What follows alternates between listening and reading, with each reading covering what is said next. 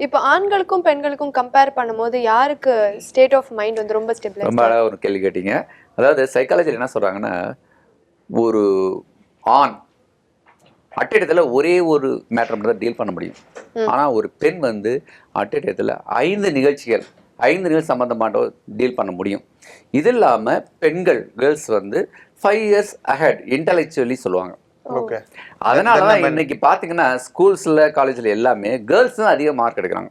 Pass percentage எல்லாமே தான் அவங்க நம்ம மேல தப்பு இல்ல, அப்படிதான் டிசைன் பண்ணிருக்கு. ஆமா, அப்படிதான் பண்ணப்பட்டிருக்கு.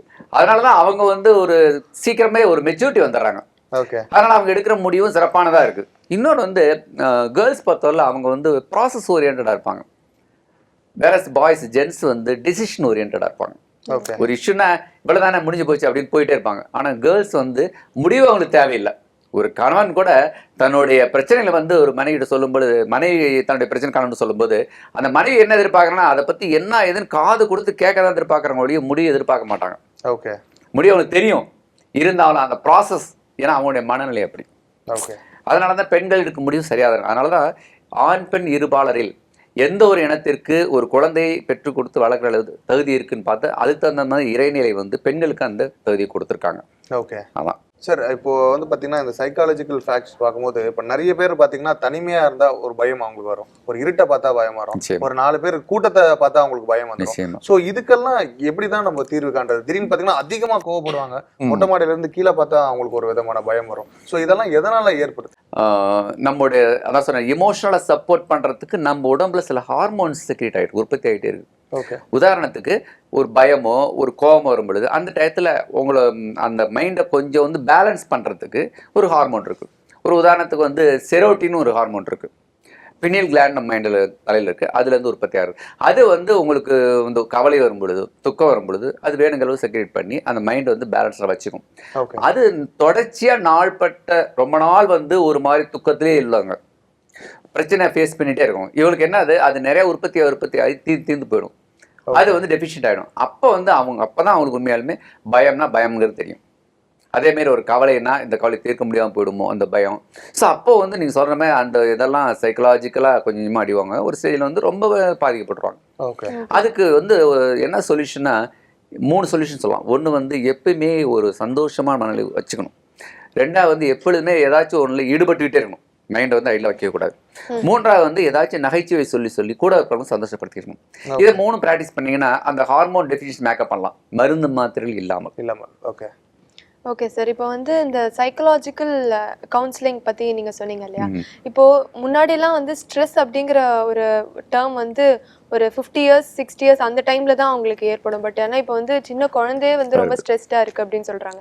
அதுவும் மெயினாக வந்து இந்த 20ஸ்ல இருக்கிறவங்க பார்த்தீங்கன்னா ஒர்க் ஓரியன்ட் ஸ்ட்ரெஸ்ஸே அவங்களுக்கு வந்து ரொம்ப அதிகமாக இருக்குது. ஸோ அதெல்லாம் எப்படி அவங்க தவிர்க்க? நிச்சயமாக அது நிறைய காரணங்கள் முதலே சொன்ன மாதிரி இந்த சூழ்நிலையில் மாணவர்கள் இளைஞர்கள் வந்து they are subject to various environment factors.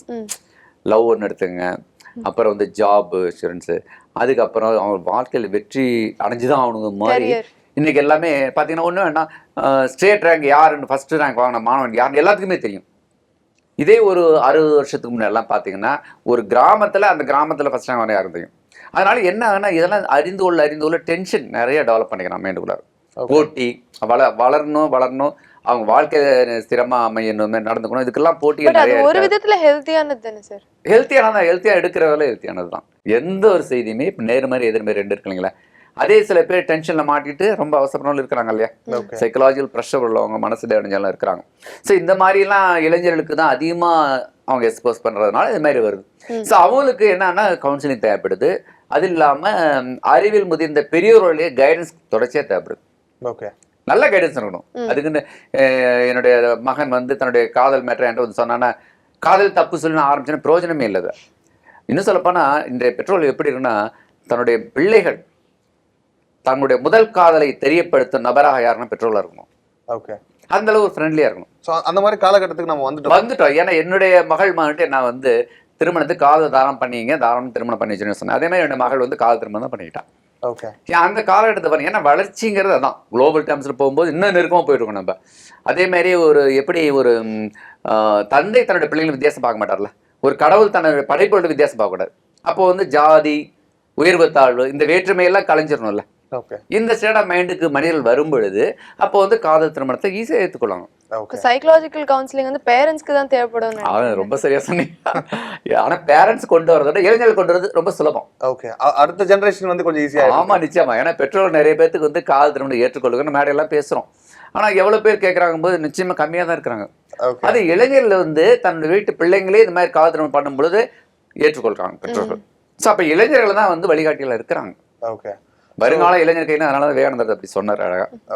ஏன்னா எப்பயுமே இளைஞர்கள் இருப்பாங்க அப்படின்றது. நிச்சயமா. இளைஞர்கள்ங்கிறது எனக்கு ஒரு மனிதனுக்கு வந்து 3 வயது சொல்லுவாங்க இல்லைங்களா, கேலண்டர் ஏஜ், அப்புறம் மனிதனுக்கு ஒரு வயது, அப்புறம் பிசிக் 3. இதுல வந்து கேலண்டர் உங்களை மாற்ற முடியாது. ஆனா மனிதருக்கும் நம்ம பிசிக் உடம்பு இருக்கு, அதுக்குரிய வயது வந்து நம்ம வந்து மெயின்டைன் பண்ண முடியும்.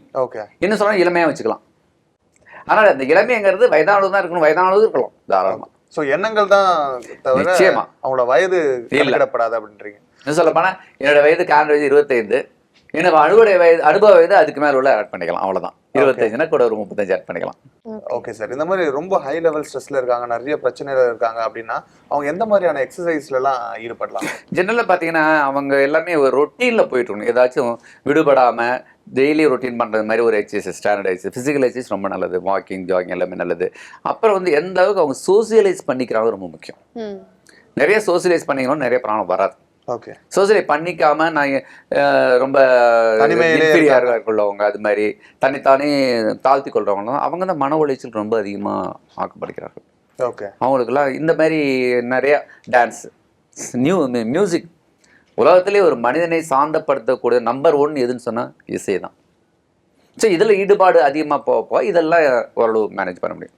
Okay sir. இப்போ வீட்டில் வயதானவர்கள் இருக்காங்க இல்லையா, அவங்க கிட்ட வந்து அவங்க யூஸ்வலாக வயசானாலே வந்து அவங்க வந்து குழந்தைங்களுக்கு ஈக்குவல் தான் அப்படின்னு சொல்லுவாங்க. அதுவும் வந்து இப்போ இருக்கிற காலகட்டத்தில் அவங்க கிட்ட உட்காந்து பேசுறதுக்கு கூட நிறைய பேருக்கு டைம் இல்லை. ஸோ அதனாலே அவங்களுக்கு பயங்கர ஸ்ட்ரெஸ் ஆகுது இல்லை சார், அதை எப்படி அவங்க தவிர்க்கலாம்? நிச்சயமா இந்த ஒரு பிரச்சனை இப்போ லேட்டஸ்டாக வந்துட்டு தான் இருக்குது. அதனால தான் முதியோர் இல்லங்கள்லாம் நிறைய வந்துட்டு இருக்கு. இதை எப்படி சரி பண்ணணும்னா, வயதானவர்கள் வந்து 60 வயசுக்கு மேலே ஆயிட்டாங்கன்னா நீங்கள் சொல்கிற மாதிரி அவங்க குழந்தைங்க மாதிரி நினைக்க ஆரம்பிக்கணும். கூட இருக்கிறவங்க மகன்கள் பெற்ற பிள்ளைங்கள்லாம் பார்த்தீங்கன்னா அந்த வயதுக்கு போனால் நான் குழந்தை மாதிரி நினைக்கணும். எப்படி இவங்க குழந்தையா இருக்கும்போது எல்லாமே கவனிச்சுக்கிட்டாங்கல்ல, அதே மாதிரி தன்னோட தாய் தந்தையர் வந்து 60 வயசுக்கு மேலே, ஏன்னா அவங்க 60 வயசுக்கு மேலே மனநிலை ஒழுங்காக இருக்காது. அவங்க சாப்பிடும்போது பார்த்தீங்கன்னா கீழே செதறும், குழந்தைங்க மாதிரி தான் இருப்பாங்க. அப்போ ஒரு குழந்தைய எப்படி நம்ம டீல் பண்ணோம் அது மாதிரி நடத்த நம்ம தெரிஞ்சுக்கிட்டோம்னா அதுக்கப்புறம் ரொம்ப ஈஸி தானே. இதை வந்து வளர்ந்து பெரியவங்க செய்ய வேண்டிய இல்லை, இளைஞர்கள் தான் செய்யணும். சார் நீங்கள் வந்து ஒரு டிசிஷன் எடுக்கிறதுக்கு 2 நிமிஷம் போதும் அப்படின்னு சொன்னீங்க. ஆனால் ஒரு வெற்றி பெறணும்னா என்னென்ன விஷயங்கள்லாம் ஃபாலோ பண்ணணும்? ரொம்ப ரொம்ப முக்கியம். வெற்றிங்கிறது என்ன டிஃபைன் பண்ணுறது ரொம்ப முக்கியம் இல்லைங்க. வெற்றிங்கிறது நிறைய பேர் வந்து அவங்கள விட நம்ம உயர்ந்துட்டோம் வெற்றிங்கிறாங்க, பணம் நிறைய சம்பாதிச்சோன்னா வெற்றி அப்படிம்பாங்க. வெற்றிங்கிறது முதல்ல என்ன டிஃபைன் பண்ணும்? வெற்றிங்கிறது நம்முடைய மனதிற்கு என்ன, நம்முடைய மனதை எப்படி திருப்திப்படுத்தக்கூடியதோ, ஸோ அது மாதிரி விஷயங்கள்லாம் சில பேர் வெற்றிம்பாங்க. ஆனால் வெற்றிங்கிறது முதல்ல என்னன்னு தெரிஞ்சுக்கணும். தெரிஞ்சுக்கிட்டதுக்கு அப்புறம் தான் நம்ம அந்த வெற்றியை நோக்கி போகிறதுக்கு அடுத்த கால் வைக்க முடியும். ஏன்னா ஒவ்வொருத்தவங்களும் வெற்றிங்கிறது ஒரு அளவுகோல்ங்கிறது ஓலி மாறுது, அதான் ஒரு காரணம். Okay sir. அதாவது வந்து டிசிஷன் எடுக்கிறது மட்டும் இல்லை, வெற்றி பெறத்துக்கும் என்னென்ன விஷயங்கள் பண்ணணும் அப்படின்னு ரொம்ப அழகாக சொன்னீங்க. So thank you so much for time. நன்றி சார். நன்றி, வணக்கம்.